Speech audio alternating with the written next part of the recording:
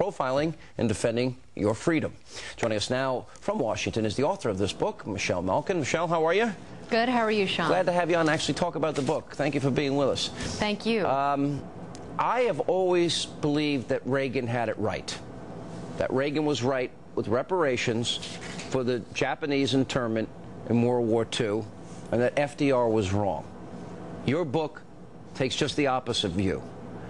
Tell me why you're right and I'm wrong.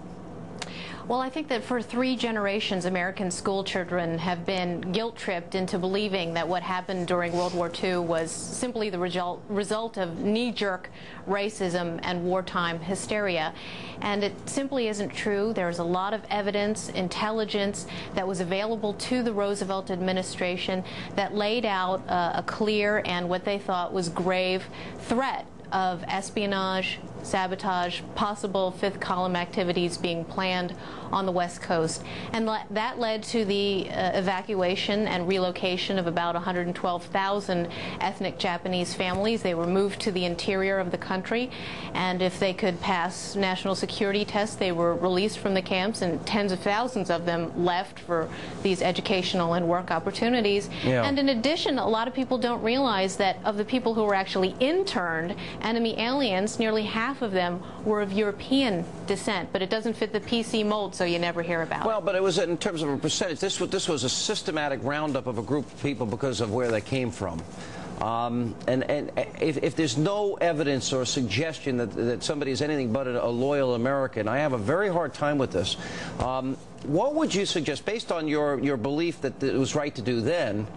Let's fast forward to the war on terror, and what would you propose, because obviously it's going to be controversial, if you support it then, what are you suggesting we do now? Well, I'm certainly not suggesting that we round up all Arabs and Muslim Americans and put them in camps. I'm not suggesting that. But what I'm saying is that we can't disarm Homeland Security officials. We cannot tell them you can never use race, ethnicity, religion, or nationality when you are trying to assess threats. And I think that there's a lot of common sense threat profiling that the vast majority of Americans think we should be doing. For example, that we should support the FBI when it goes to local mosques all around the country and asks people if they would submit to voluntary interviews that might uncover evidence of future terrorist plots. Michelle, good to have you on the show. Thanks for being with us. Thanks, Alan. You know, Lieutenant John DeWitt, who you talk about in your book, of the Western Command, made some racist comments, as you know, saying the Japanese race is an enemy race. He decided on February 13th, 1942, to recommend to the War Department and to President Roosevelt the necessity to remove people of Japanese ancestry.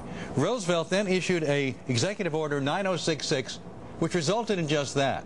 So how is that not a racist policy based to some extent on a guy who is racist, clearly racist, recommending that Roosevelt do this?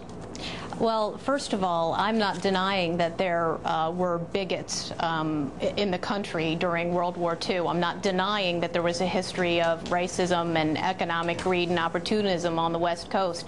What I am saying is that unlike John DeWitt, President Roosevelt, Secretary of War Henry Stimson, and Assistant Secretary of War John McCloy had access to high-level, top-secret diplomatic communications between Tokyo and its consular offices in the West Coast that showed that Japanese Americans and resident alien Japanese were being recruited into this espionage network, had infiltrated the U.S. military, and were providing very specific and frightening surveillance information about troop movements, ship movements, but the problem is all along the West Coast. They made no distinction between Japanese who were here for a short period of time and long-term American citizens of Japanese descent, and that's why it was in fact a racist policy, because they were conflated. They made no difference between the two. All I'm arguing is that there was a military necessity, military rationale for what was done, and we have been denied the information that was available to the Roosevelt administration. I'm asking people to open their minds and take a look at the evidence for themselves. You say more than that. You make the case for internment, and an internment which rounded up legitimate American citizens of Japanese ancestry who lived here for years, in some cases decades, and you try to make the case for that in your book.